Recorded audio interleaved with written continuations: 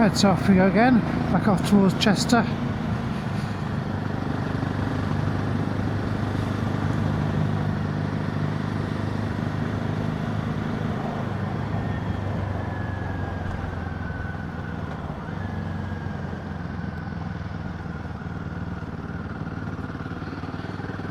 Hope you enjoyed that. It was, I think, rugged is the best description for that landscape. It was beautiful.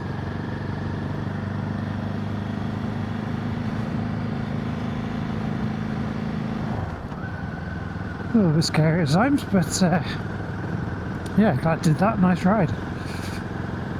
Horseshoe Pass was stunning, and then yeah, down some very windy little lanes.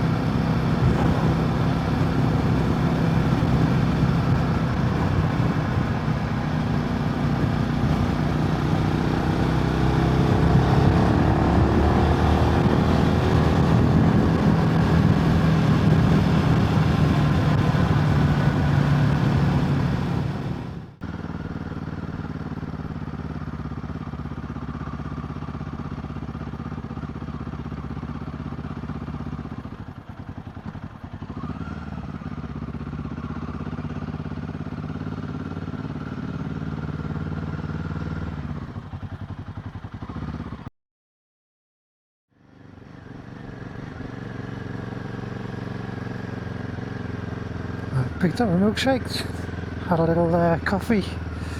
Time to head towards home now. Yeah, the cream egg milkshake, so it's Easter. Be rude not to. Sure the kids will love that one.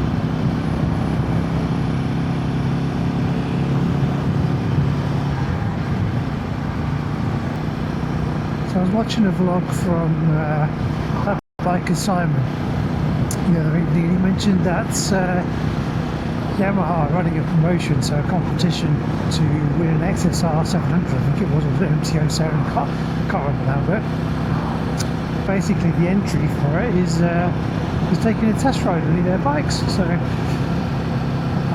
think we may be heading off to a Yamaha store soon. I'll have to find where the closest participating one is for me, because I discounted it having looked at it, but I probably should have another look at it. Is the Tracer 900, or Tracer 9 now I think it is, isn't it? Tracer 9 GT. Seems like quite a good value package.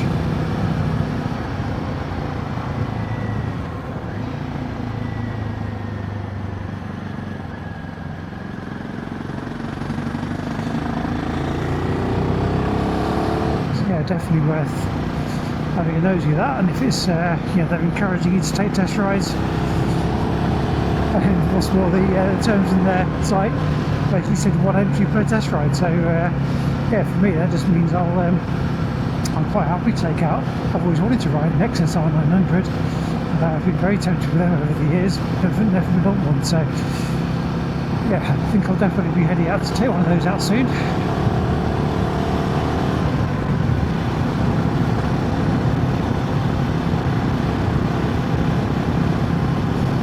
What do you think of the route today?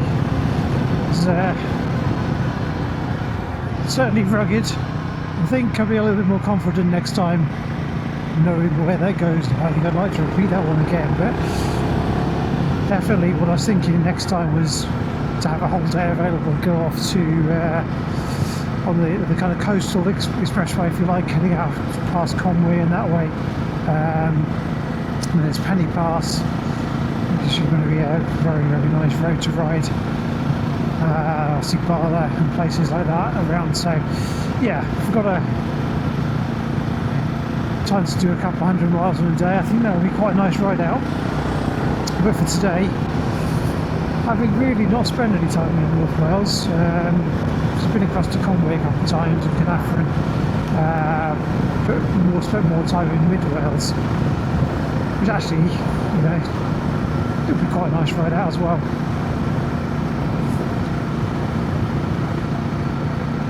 Other than nearly dropping this in the Ford, I think you did very well actually. I mean, some of those roads were pretty sketchy. They a lot of gravel and moss in the kind of centre of the road. Very narrow roads to begin with, so you haven't got much space to manoeuvre, and you can't really see what's coming towards you. So you get the odd straight bit, but with very, very tight little roads. Glad I did them. I think that's this bike's actually quite good for that.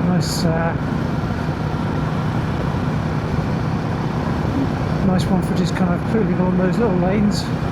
But on those really rough roads, when you got into the kind of the moorland roads where the sheep were, they were extremely patchy roads. Just saw a couple of cars and that one guy on an Africa Twin coming towards me, but not much traffic other than that. So yeah, not what I'd like to do in winter, that's for sure, but I'd definitely go back again for the ride there. Look good.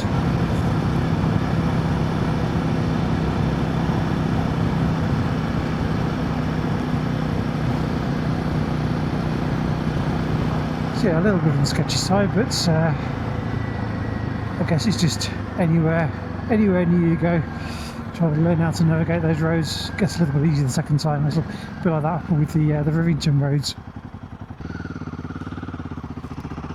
Of course, with this nice weather come all the bugs. You just start carrying a cloth in a bag. My helmet is absolutely covered. Actually, I hadn't thought to check the camera. Let's just give that a little wipe just in case. Fingers crossed you're still seeing okay. Yeah, I thought the bike was very enjoyable today. So it managed those little roads very well. So even on the dual carriageway on the way out today, I thought it did very well.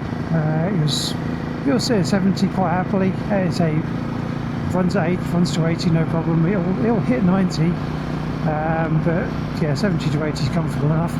I saw a post on Reddit about a cruise control module you can apply. You put a little switch gear on the left here and just plugs into the OBD port, I believe, to pick up on the CAN bus signal. So I'm waiting to see a few more reviews of that, but I think it was Canadian system. I forget the name of it now, but it was about 400 Canadian dollars, which I'm guessing is going to be a couple of £100, £250 maybe. Plus, of course, whatever you get stung for import taxes these days. Yeah, that would make it more pleasant, definitely. But it wasn't bad. I only did short, I think about 10 miles stint up that dual carriageway at 70, but it was absolutely fine. Yes. The only thing I would probably do next time is not wear this helmet. I think this Scorpion helmet, touring adventure helmet, there's a lot of noise. Even with my earplugs in, it's still a very noisy helmet, and you feel like you're being buffeted a lot. So that's where something like that Norden would be lovely, because say that's sat on the motorway 70-80 miles an hour even with this helmet on, no problem at all. I suppose I could look to put a touring windscreen on this bike. Just not particularly a fan of the look of it, but yeah, might be worth a look, I guess. Let's just do a little detour through Delamere Forest.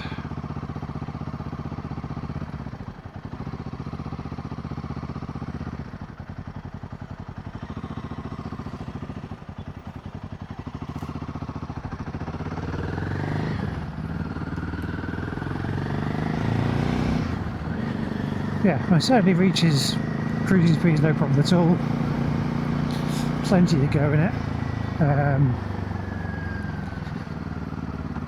No question there. It's just that I think combination of the wind blast and the this particular helmet. I'll try it again.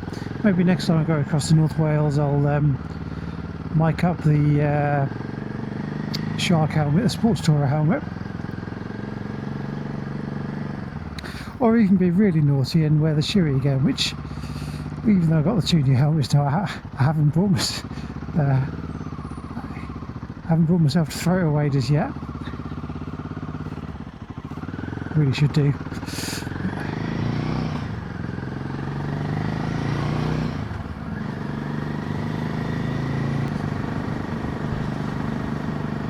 Oh, the other thing I saw online yesterday, I was watching a few YouTube videos in the afternoon. TheMissendenFlyer Handy has put his Speedtwin up for sale. I've always liked the Speedtwins. I nearly bought one. I went and test drove one when I bought the R1250i. I nearly bought one. Excuse me. Just a little bit more compact and than the BMW was. I decided against it, but it is a lovely bike, and yeah, he's put his up for sale for £7,500, and he's done some nice modifications to it. I love the clocks he's put on that. Really beautiful clocks, suit the bike so nicely. He's asking 7.5. I was thinking, ooh. So that bear 6,800 for yeah, a few hundred more. I can have that Speedtwin. So that's got me thinking again. I don't think I will, and honestly, I'm sure by now somebody will have snapped it up. That's quite an individual bike, that one. Yeah, lots of nice bikes around. And I do keep coming back to the rockets. It's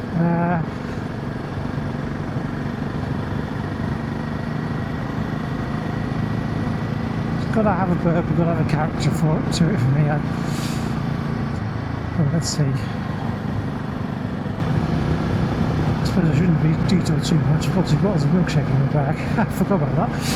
Yeah, I've got a cold pack, but yeah, I shouldn't be out too long. It's like these little roads around Delamere and the forest is normally pretty busy. You can't really go too fast, but yeah, it's a lovely area.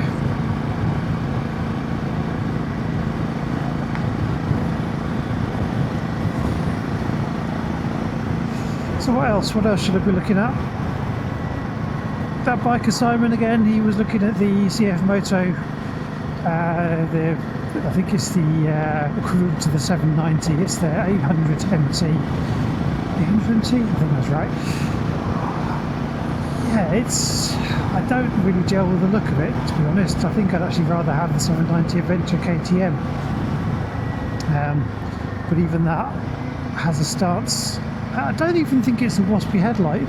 There's something about the stance of it being kind of quite low that doesn't sit right. But everyone says they ride very nicely, and when I went to ride the Bear, the dealer was trying to encourage me to look at one there because they've got free reg 790 Adventure.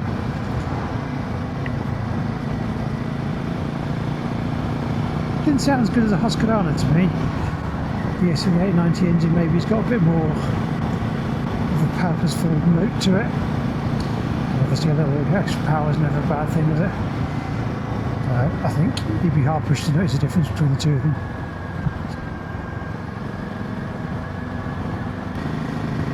So yeah, this is Delamere Forest. There's some lovely walks and runs. You can access the woods through there rather than paying. So the cars are parked here because it costs a small fortune to park in their new car park and visitor centre, so much easier to park out on this side of the woods and then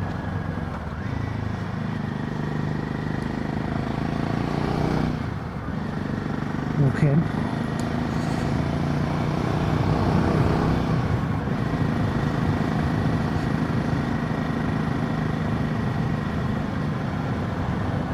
Busy today, not surprising I guess. Easter Sunday and the sun is shining, so I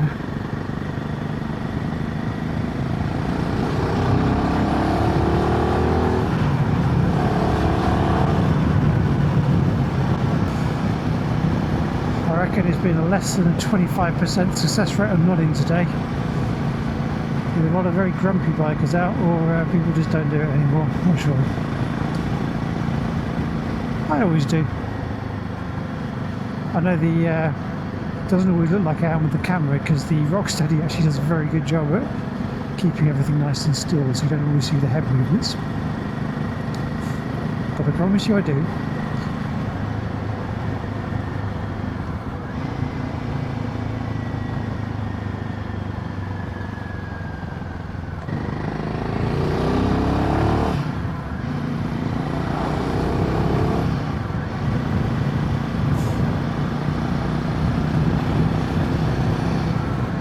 This helmet, even at 40 miles an hour, there's a bit of a kind of reverberative noise, kind of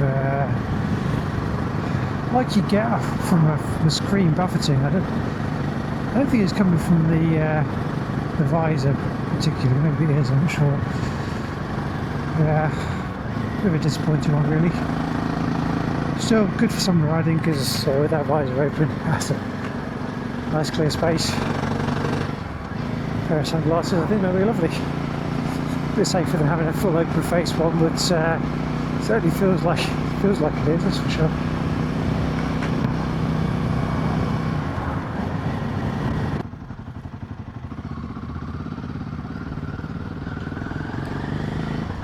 Jesus, that's bumpy. There's more pothole than road there.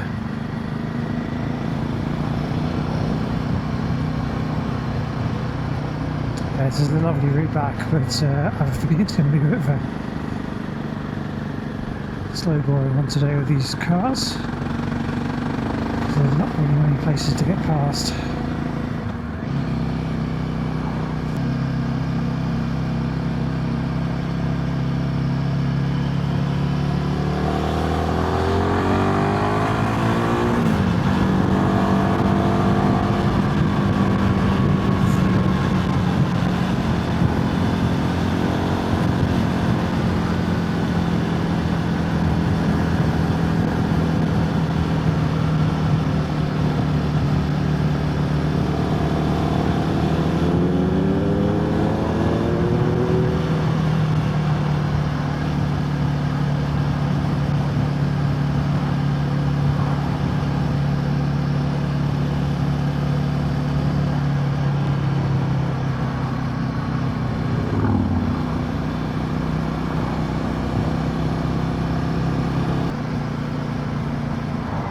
back in towards Frodsham now, so